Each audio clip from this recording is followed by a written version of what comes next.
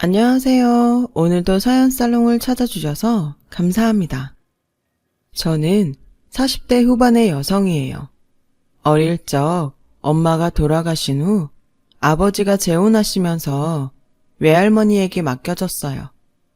원래 외할머니를 잘 따랐던 저는 낯선 새엄마와 사는 것보다 외할머니와 사는 게 훨씬 낫다고 생각했죠. 그래서 아버지와 떨어져 있어도 많이 외롭거나 하지 않았어요. 아버지하고 큰 정 없이 살았기 때문에 더 그랬던 것 같아요. 저는 외할머니의 보호 아래서 행복하게 자랐어요. 외할머니는 증조 외할머니가 하시던 국밥집을 그대로 물려받아서 장사를 하셨는데 워낙 국물 맛이 좋다고 소문이 나서 단골들이 제법 많았어요. 그런 외할머니의 영향으로 요리에 관심이 많았고 고등학교 때 진로를 요리사로 정하게 됐어요. 외할머니는 제가 요리사가 되는 걸 반대하지 않았지만 대학은 나와야 된다고 하셨어요. 뭘 하든 요즘 세상은 대학 졸업장이 있어야 되는 거야. 너 대학 보낼 돈은 있으니까 등록금 걱정은 하지 말고. 할머니, 요리사는 일찍 시작해서 밑에서부터 배워야 되잖아. 근데 대학 가서 공부하면 언제 그걸 다 배워? 넌 취직 생각은 안 하는 거야? 제대로 된 데 취직하려면 대학 졸업장이 필요한 거야. 전문대에는 조리과도 있다는데 거기 가면 되잖아. 외할머니의 설득에 저는 전문대 호텔 조리학과에 들어가게 됐어요. 그러면서 새벽에는 외할머니 식당 일을 돕고 낮에는 아르바이트를 하며 학교를 다니는 생활을 시작했죠. 몸은 피곤했지만 좋아하는 일을 하다 보니 힘든 줄도 모르겠더라고요.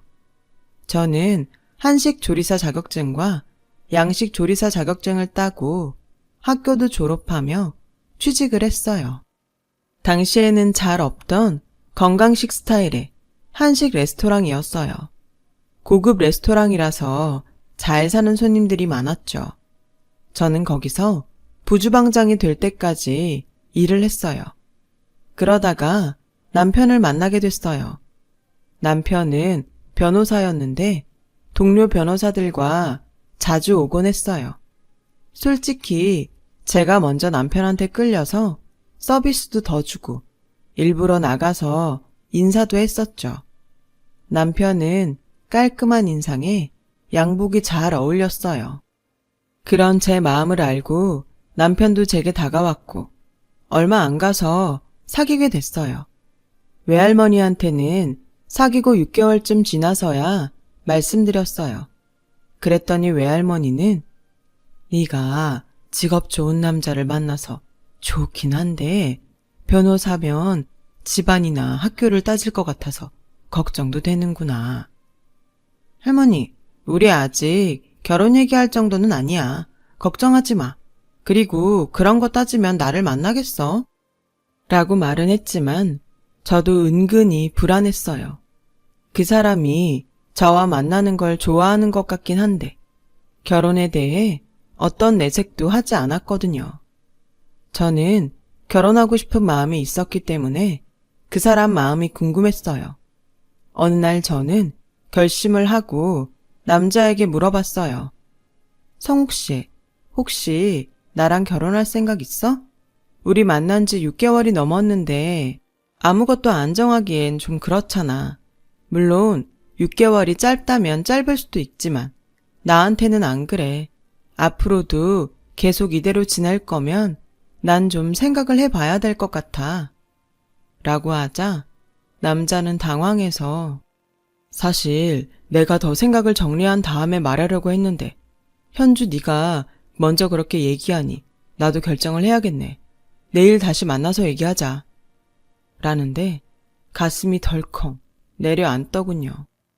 제가 괜히 섣불리 결혼 얘기를 꺼내서 이대로 헤어지게 되면 어쩌나 그런 마음이 들었거든요.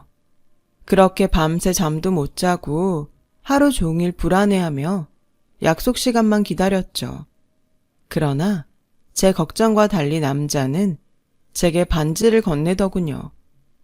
이런 건 제대로 형식을 갖춰서 해야 되잖아.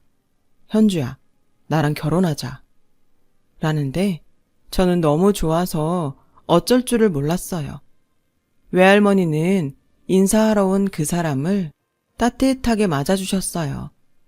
이렇게 누추한 데까지 찾아와줘서 고마워요. 우리 현주 마음 아프지 않게 하는 거랑 고생만 시키지 말아요. 걱정 마세요, 할머니. 잘 살겠습니다. 저는 그 말이 참 든든해서 좋았어요. 하지만 외할머니는 남자가 간 다음에 걱정을 하셨죠. 사람이 좀 차가운 것 같은데 정말 괜찮겠어? 아니야, 보기엔 저래도 안 그래. 괜찮아. 그렇다면 다행이지만 사람은 마음이 따뜻해야 되는데 하긴 만나는 네가 더 잘 알겠지. 라며 저를 믿어주셨어요. 하지만 남자의 부모님은 저를 보자마자 싫은 티를 냈어요. 특히 어머니가 그랬죠.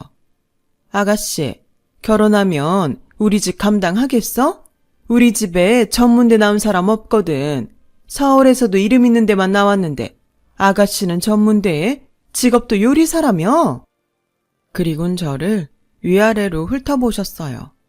그러자 남자는 요리사는 전문직이에요. 생각하는 것처럼 수준 낮은 직업 아니니까 걱정 마세요. 라며 저를 감쌌고 남자 어머니는 그래, 네가 그렇다면 그런 거겠지. 알았다. 라며 더 이상 말하진 않았지만 부모님 두 분 다 저를 좋아하지 않더라고요. 내가 성욱 씨에 비해서 여러모로 떨어지니까 다들 마음에 안 드시는 것 같은데 어쩌지? 라며 걱정을 하자 남자는 그런 건 살면서 얼마든지 바꿀 수 있잖아. 부모님 마음에 들게 잘하면 괜찮아질 거야. 라며 안심을 시켰고 저는 결혼하면 정말 잘하자 라고 생각했죠. 그렇게 우리는 결혼식 준비를 시작했어요. 시댁에서 요구하는 혼수가 부담이 돼서 잠시 갈등도 있었지만 외할머니가 아무 말씀 없이 다 해주시더군요. 할머니, 이렇게 무리하지 않아도 돼. 못하는 건 못한다고 내가 말할게. 변호사 아들 결혼시키면서 이 정도도 안 바라겠냐? 너도 부모가 해주는 거 받으면서 결혼해야 되는데 나라도 챙겨야지. 무리하는 거 아니니까 걱정 마. 할머니 이 정도 돈은 있어. 넌 결혼해서 잘 살 생각만 해. 저는 그런 외할머니가 너무 고마웠어요. 결혼하고 나서도 자주 찾아뵙고 더 잘해야겠다고 마음 먹었죠. 하지만 막상 결혼을 하고 나니 생각처럼 되지 않더라고요. 시댁에서는 수시로 저를 불러서 자잘한 일부터 큰일까지 다 시켰어요. 그 바람에 저는 레스토랑이 끝나면 신혼집보다 시댁에 가는 날이 더 많았죠. 일주일에 4번은 시댁에 갔는데 그중 1번이나 2번은 음식을 해야 했어요. 그런 날은 직장에서 음식을 하고 시댁에 가서 또 해야 하니 정말 진이 빠지더라고요. 어머니, 제가 직장에서 음식을 만들다 보니까 여기 와서 또 하면 너무 지쳐서요. 다음 날에도 지장이 있어요. 제가 쉬는 날 집에서 만들어서 갖다 드리면 더 좋을 것 같은데요. 넌 요리사라며 그게 뭐 그렇게 어렵다는 거니? 그냥 하기 싫으면 하기 싫다고 하지. 변명도 참 가지가지다. 그게 아니에요. 다음날 출근해서 일에 지장이 생겨서 그래요. 그러니 양해 좀 부탁드릴게요. 듣기 싫다. 그렇게 하기 싫으면 하지 마. 누가 들으면 내가 되게 부려먹는 줄 알겠다. 이깟 것도 못할 거면서 결혼 전엔 잘한다고 입 발린 소리랬니? 저는 더 이상 아무 말 못하고 죄송하다고만 했어요. 집에 와서 저는 속상한 마음에 남편에게 얘기했어요. 위로를 해줄 줄 알았던 남편은 그러게 비유 좀 잘 맞추지. 그런 것도 하나 못해? 괜한 문제 일으킬 일 좀 하지 말라고. 라며 냉정하게 말하더군요. 너무하는 거 아니야? 문제를 일으키다니. 나도 직장에서 일해야 되는데 요새는 거의 시어머니 수발만 들고 있다고. 그게 얼마나 힘든 줄 알아? 그거 원래 당신이 하는 일이잖아. 음식 만드는 거 좀 더 만든다고. 뭐 그렇게 난린지. 엄마가 왜 그러셨는지 알겠다. 음식이라고 다 똑같은 줄 알아? 식재료도 다르고 만들 때마다 다 신경 쓰인다고. 그 정도도 못하면 요리사라고 하지 말아야지. 당신 프로가 뭐 그래? 라는데 정말 말이 안 통한다는 걸 깨달았어요. 남편은 결혼 전 제가 기대했던 사람이 아니더군요. 저와 집안일에는 무심했고 자기 일만 중요하게 생각했죠. 신혼생활 3개월도 안 돼서 제 결혼 생활은 흔들리기 시작했어요. 외할머니가 제가 결혼할 때 신경 쓰신 걸 생각하며 어떻게든 잘 살아보려고 애썼어요. 시어머니가 저를 전문대 출신에 요리사라고 노골적으로 무시해도 어쨌든 제가 남편보다 부족하니까 이해하려고 했고요. 하지만 그럴수록 시어머니는 더 했고 남편은 신경도 안 썼어요. 제가 하소연이라도 하려고 들면 듣기 싫다며 자리를 피해버렸죠. 결혼하고 1년 넘게 그런 생활은 계속됐고 저는 점점 지쳐갔어요. 그러다가 시어머니가 집에서 모임을 한다고 저에게 회사를 빠지고 오라고 하는 일이 생겼어요. 나랑 제일 친한 친구가 딸 결혼시킨다고 해서 내가 한 통 내기로 했다. 네가 요리사인데 어디 갈 필요 있냐? 와서 음식 좀 해라. 어머니, 아무리 그래도 회사를 빠지는 건 안 될 것 같아요. 제가 전날 밤에 만들어 놓고 회사 갔다 와서 뒷정리할게요. 너 지금 나보고 친구들 불러다 놓고 식은 음식 먹이라는 거냐? 뭐 잘난 일을 한다고 나를 친구들한테 망신 주려는 거야? 그런 사적인 일로 갑자기 휴가를 쓸 수는 없어요. 이해해 주세요. 라고 했지만 시어머니 화만 더 키우게 됐어요. 내가 너 며느리로 들이면서 주변에 말도 제대로 못했다. 식당에서 일하는 식순이라는 말을 어떻게 하겠니? 우리 집 오면서 해온 것도 없으면 이런 거라도 잘 해야 되는 거 아니냐? 무슨 직장 같지도 않은데 다니면서 휴가니 뭐니 거창하게 굴며 사람을 무안하게 해. 네가 우리 집에서 이런 거라도 제대로 해야 될 거 아니야. 저는 더는 참지 못하고 어머니, 그런 말씀은 너무 지나치네요. 제가 결혼할 때 한 게 없다뇨. 어머니가 요구하시는 거 다 했잖아요. 그리고 전 식순이가 아니고 요리사예요. 부주방장이라고요. 라고 하자 시어머니는 아주 꼴값을 떠내. 그래, 너 잘났다. 이제 보니 너무 잘난 며느리라서 내가 모시고 살아야겠구나. 라며 문을 탕 닫고 방으로 들어가 버렸어요. 밤늦게 집에 온 남편은 저를 보자마자 당신 좀 잘할 수 없어? 그것밖에 안 돼? 라며 성질부터 냈어요. 시어머니가 남편한테 전화해서 저하고 있었던 일을 다 얘기했더라고요. 내가 뭘 더 해야 되는데, 그리고 식순이니 직장 같지도 않다느니 그런 말 하는 것까지 내가 참아야 돼? 왜 당신네 식구들은 나를 조금도 인정하지 않으면서 나한테만 잘하라고 하는 건데? 당신네 식구들? 말 참 기분 나쁘게 하네.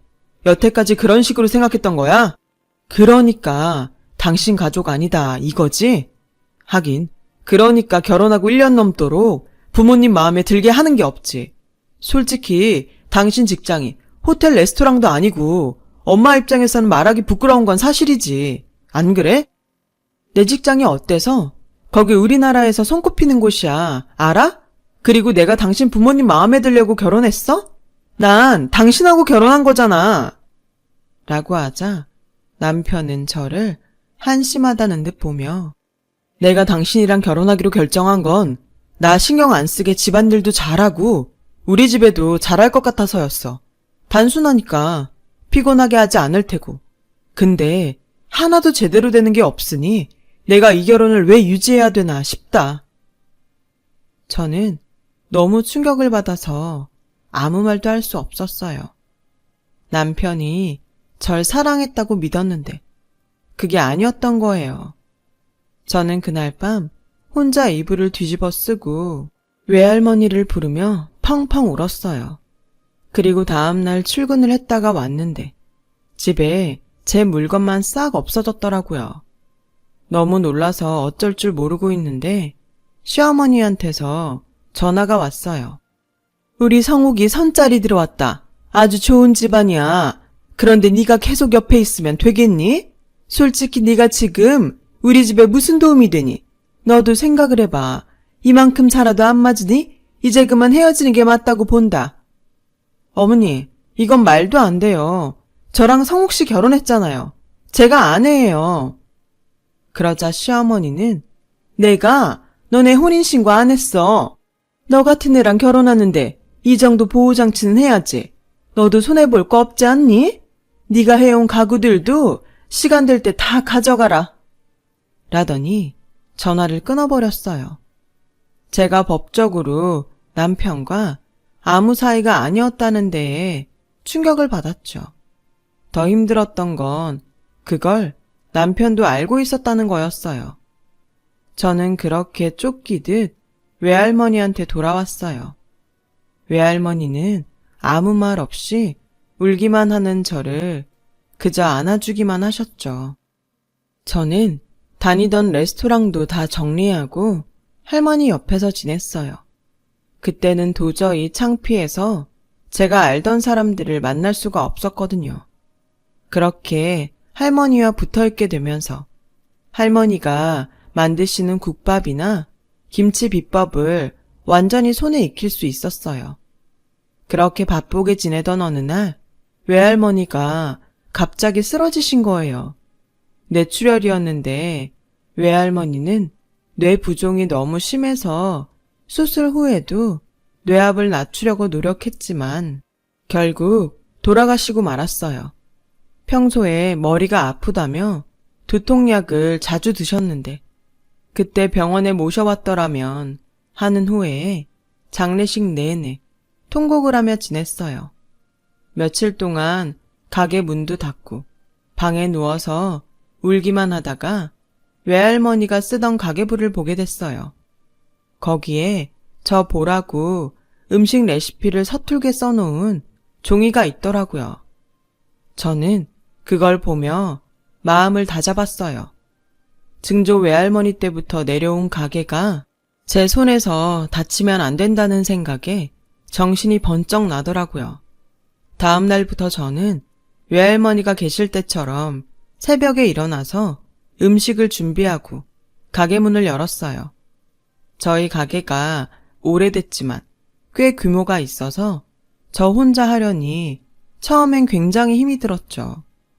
외할머니는 이걸 어떻게 혼자 했나 싶기도 했고요. 그러나 곧 일이 익숙해졌고 저는 홀에서 일할 사람들만 뽑아서 가게를 운영했어요. 그런데 어쩌다 젊은 사람들이 가게에 왔다가 우리 음식을 블로그에 올리게 됐는데 일이 잘 풀리려고 그랬는지 그게 소문이 나는 바람에 가게의 손님은 점점 많아졌어요.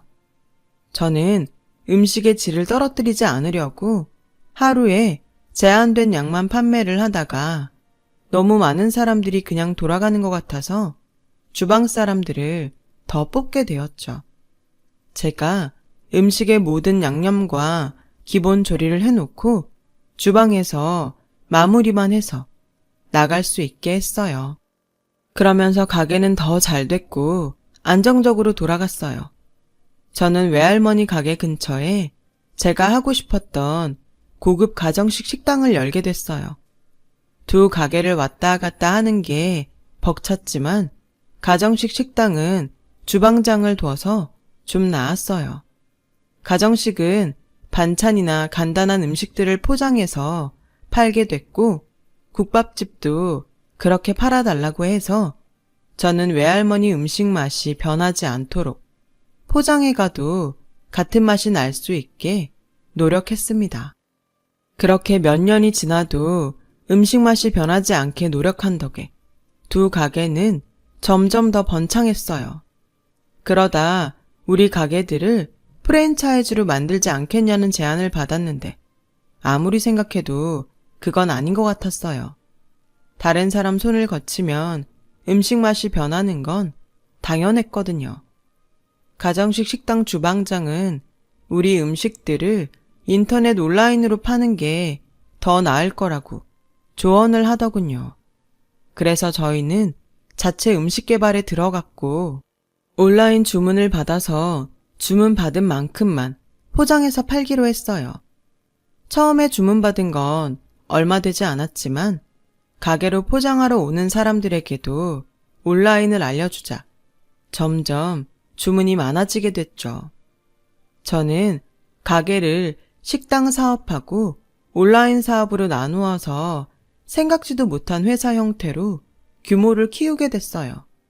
그러다 보니 회사에 법무팀이 필요하더라고요. 저는 법무팀을 꾸리기 위해서 변호사들과 거기에 필요한 직원들을 채용했어요.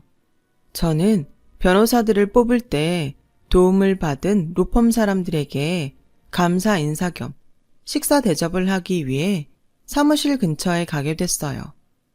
그런데 길에서 서류 뭉치를 한 다발 들고 힘들게 가는 남자와 마주쳤는데 가만히 보니 남편이었어요. 깔끔하고 단정했던 남편은 전과는 너무 다르게 후줄근한 차림이었고 표정도 지치고 피곤해 보였어요. 남편은 저를 보더니 놀라서 아래 위로 훑어보며 당신이 여기에 어떻게? 라며 말을 잇지 못하더군요. 저는 제 차림새를 살피는 눈초리가 기분이 나빠서 대답도 하지 않고 레스토랑으로 들어갔어요. 그리고 며칠 후 남편이 제가 있는 곳까지 찾아왔어요. 서울 근처가 아니라 꽤 먼 거리인데 어떻게 왔더군요. 당신 회사 차리면서 법무팀 만들었다며. 그런 일이 있으면 나한테 연락을 했어야지. 어떻게 꾸린 거야? 내가 좀 봐줄까? 저는 정말 너무 어이가 없었죠. 그쪽이 상관한 일 아닌데요. 바쁘니까 이만 가주세요. 라고 하자 남편은 다급하게 전에 일은 그만 잊자. 우리가 그땐 사정이 있었잖아.